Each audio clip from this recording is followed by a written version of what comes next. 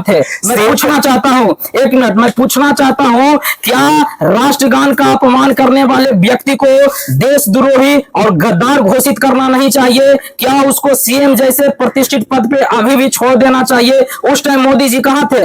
और यही अभी दुबई में मैच हुआ हिंदुस्तान पाकिस्तान का, इस समय कहा गया था मोदी जी का, कह रहा था कि मेरे खून में जो है सिंदूर दौड़ रहा है, लहक रहा है, इस तरीके का। अभी पाकिस्तान हिंदुस्तान का मैच का एक युवा विरोध किया कि नहीं होना चाहिए, हमारे दुश्मन से मैच क्यों होगा। लेकिन यही मोदी जी जो है वो हिंदुस्तान पाकिस्तान का मैच करवाता है, और जब इलेक्शन आता तो सिंदूर और कभी जीएसटी और कभी नोटबंदी और तमाम प्रकार के मुद्दे को लाकर हमारे देश के युवाओं को भटकाने की कोशिश करता है। आपने जो प्रधानमंत्री की माँ जो थी, हाँ, बहुत अच्छा। माँ होती है, हमारी भी वो माँ होती है, देश के यशस्वी प्रधानमंत्री है। तो चाहे माँ किसी का हो, लोग मुद्दा उठाया कि प्रधानमंत्री के माँ की गाली दिया गया, इस बात पे मतलब ज्यादा जोर दिया गया। ये लोग क्यों नहीं कहा कि किसी के माँ की गाली दिया गया, ये बार बार क्यों कहा गया कि प्रधानमंत्री के माँ की गाली दिया गया? कहने का मतलब है कि प्रधानमंत्री के माँ की गाली दे दिया तो बहुत जुल्म हो गया, महाभारत हो जाएगा। लेकिन किसी आम आदमी के माँ की गाली दे दो, कोई दिक्कत नहीं है। बीजेपी वाले इस बात को साबित करना चाह रहे हैं। आपने जो प्रश्न किया, बहुत अच्छा प्रश्न किया। इसमें जो एनडीए ये महागठबंधन के मन से भारत के यशस्वी प्रधानमंत्री माँ को अभद्र शब्द बोले जाते हैं, इसको लेकर पूरे भारत देश में बवंडर मचा। आपने जो प्रश्न किया, एक बात, उसके स्टेज से नहीं बोला गया था, उसके मंच से नहीं बोला गया था, और बाद में ये साबित भी हुआ कि बोलने वाला भी बीजेपी के ही सपोर्टर था। एक मिनट, इस पर हम बात करेंगे। इस पे स्लोगन चला कि माँ का अपमान नहीं सहेगा हिंदुस्तान। आपने खबर देखा होगा, आज से 3 महीने पहले का खबर, जब बिहार के मुख्यमंत्री नीतीश कुमार जी राष्ट्रगान का अपमान करते हुए आपको नजर आए। बिल्कुल। क्या राष्ट्रगान का अपमान देश का अपमान नहीं है मोदी जी?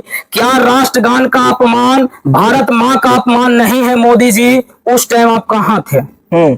उस टाइम कहाँ थे? क्या राष्ट्रगान का अपमान 1040 करोड़ हिंदुस्तानियों का अपमान नहीं था? उस टाइम देश के यशस्वी प्रधानमंत्री कहे जाने वाले नरेंद्र मोदी जी, आप कहाँ थे जिस टाइम बिहार के सीएम नीतीश कुमार जी ने राष्ट्रगान का अपमान किए थे? क्या राष्ट्रगान अपमान करने वालों को सीएम जैसे प्रतिष्ठित पद पे बना रहना ये उचित है? उस टाइम मोदी जी कहाँ थे? मैं पूछना चाहता हूँ, एक मिनट, मैं पूछना चाहता हूँ, क्या राष्ट्रगान का अपमान करने वाले व्यक्ति को देशद्रोही और गद्दार घोषित करना नहीं चाहिए? क्या उसको सीएम जैसे प्रतिष्ठित पद पे अभी भी छोड़ देना चाहिए?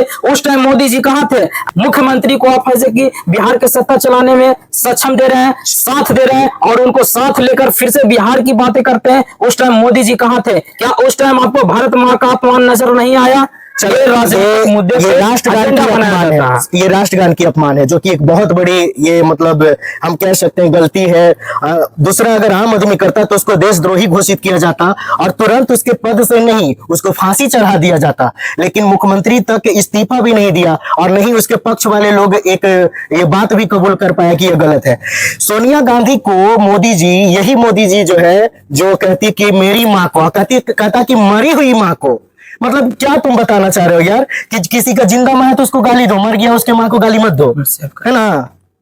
चलिए, मतलब किसी के माँ मर गई तो उसको गाली मत दो। इसलिए तो बार बार वो लोग कह रहा था कि जो बेचारी इस दुनिया में नहीं है उसको गाली दिया गया। इसका कहने का मतलब है कि जो इस दुनिया में उसको गाली दो। और सोनिया गांधी को क्या बोला था प्रधानमंत्री?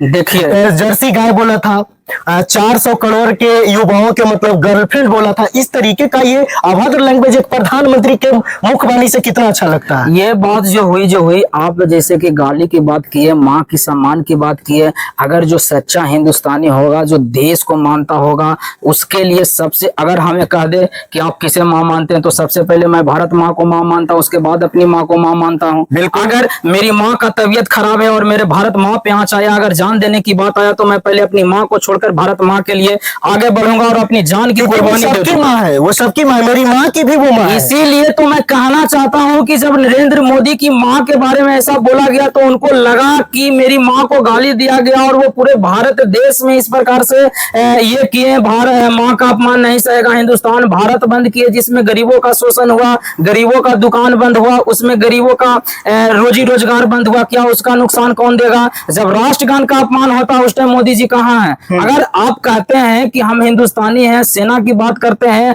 आप आतंकवादी की बात करते हैं, तो सबसे पहले तो आपके लिए माँ भारत माँ होनी चाहिए। ये बड़ी मुद्दा बन सकती है। उस टाइम मोदी जी कहाँ थे? मेरा बस यही कहना है कि राष्ट्रगान का अपमान जब आप सिंदूर लाए, नहीं ना जी, घर घर सिंदूर पहुंचाने की आप बात करते हैं। आतंकवादियों का हमला नहीं सहेगा हिंदुस्तान, बदला लेकर रहेंगे। सबसे बड़ी बात है रोशन कि एक ऐसे आदमी सिंदूर बांटने चला हर गांव जो खुद अपना सिंदूर नहीं बचा पाया। वैसे आदमी हमारी माता बहनों को सिंदूर को बचाता है। और यही अभी दुबई में मैच हुआ हिंदुस्तान पाकिस्तान का, इस समय कहा गया था मोदी जी का, कह रहा था कि मेरे खून में जो है सिंदूर दौड़ रहा है, लहक रहा है, इस तरीके का। अभी पाकिस्तान हिंदुस्तान का मैच का एक युवा विरोध किया कि नहीं होना चाहिए, हमारे दुश्मन से मैच क्यों होगा। लेकिन यही मोदी जी जो है वो हिंदुस्तान पाकिस्तान का मैच करवाता है, और जब इलेक्शन आता तो सिंदूर और कभी जीएसटी और कभी नोटबंदी और तमाम प्रकार के मुद्दे को लाकर हमारे देश के युवाओं को भटकाने की कोशिश करता है। आपने जब ये 2014 से पहले सरकार में आया था, उस समय डॉक्टर मनमोहन सिंह का सरकार था, उस समय डीजल पेट्रोल था 65 रुपये, तो बोला था कि मेरे देशवासियों, मेरे बहनों भाइयों माताओं, क्या 65 रुपये आप कहां से ला पाएंगे। 400 समय गैस सिलेंडर का दाम था। बोला कि क्या ये महंगा नहीं है। अभी कैसे है? अभी पेट्रोल टंकी पे ही हम लोग हैं, अभी 110 रुपये 9 रुपये पेट्रोल है, डीजल 108 107 रुपये पहुंच गया है, गैस सिलेंडर 1200 रुपये में मिलता है। कहां गया तुम्हारी ये महंगाई की जो बात है। यही मोदी जी कहता था कि लोग जो है, कांग्रेस जो है महंगाई की मां तक नहीं बोलना चाहती है। अब महंगाई की मां कहां गया। आपने जिस प्रकार से भारत और पाकिस्तान की मैच की बात कर रहे, तो मैं बता दूं, भारत का पाकिस्तान का जब एक बैट्समैन अर्धशतक पूरा करता है तो वो अपने बल्ले को बंदूक के स्टाइल में सेलिब्रेट करता है। ये बताने का प्रयास करता है कि इसी अंदाज में हमने कश्मीर में जो वो अटैक किए, पहलगाम में अटैक किए, वो दर्शाने का प्रयास किया। जब पूरा हिंदुस्तान भारत और पाकिस्तान के मैच से विरोध में था, तो मोदी जी मैच क्यों करवाए? क्यों करवाएं? तुम्हारा देश अमित शाह के बेटा ही अध्यक्ष, आखिर क्यों आपने भारत और पाकिस्तान के बीच में मैच कराए? जब अर्धशतक वो बल्लेबाज पूरा करता है और अपने बल्ले को गन के स्टाइल में सेलिब्रेट करता है, कि मैं इसी तरीके से उस टाइम एक बार फिर से वो बताने का प्रयास किया कि हमने इसी प्रकार से हिंदुस्तानियों को मारा था, मारता रहूंगा। क्या ये मोदी जी यही चाहते हैं? चुनाव के समय अभी तुमने कहा थी कि अमित शाह का जो बेटा है जैसा, एक बात हम यहाँ पे और कहना चाहेंगे, तेजस्वी यादव के ऊपर आरोप लगता है कि चारा चोर का बेटा है, 9वीं फेल है, क्या राजनीतिक चलाएगा। वहीं अमित शाह का बेटा जैसा कौन सा यूनिवर्सिटी से पढ़ के आया जो बीसीसीआई का अध्यक्ष बना हुआ, जिसको एक ओवर में कितना बॉल है। स्टार्टिंग में एक मीडिया वाला सवाल किया था कि एक ओवर में कितना बॉल है, उसको इतना तक पता नहीं कि एक ओवर में 6 बॉल होता है। देखिए, और वो बीसीसीआई का अध्यक्ष बना हुआ, जैसा आपने बोला किस यूनिवर्सिटी से पढ़ के आए, वो भारत नहीं पूरे विश्व के सबसे बड़े यूनिवर्सिटी से पढ़ के आए हैं, और वो यूनिवर्सिटी का नाम है अमित शाह।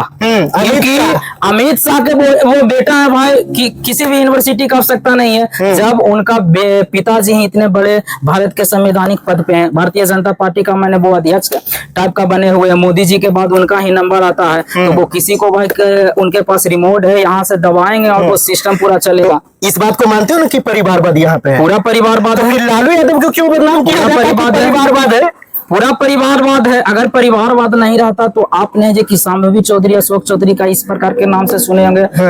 पिताजी किसी भी पार्टी में, पुतो किसी पार्टी में, बेटा किसी पार्टी में, कानून से न कानून से भाई सब सत्ता अपने पास रखना है, सब धान बटोर कर एक ही घर में लाना है।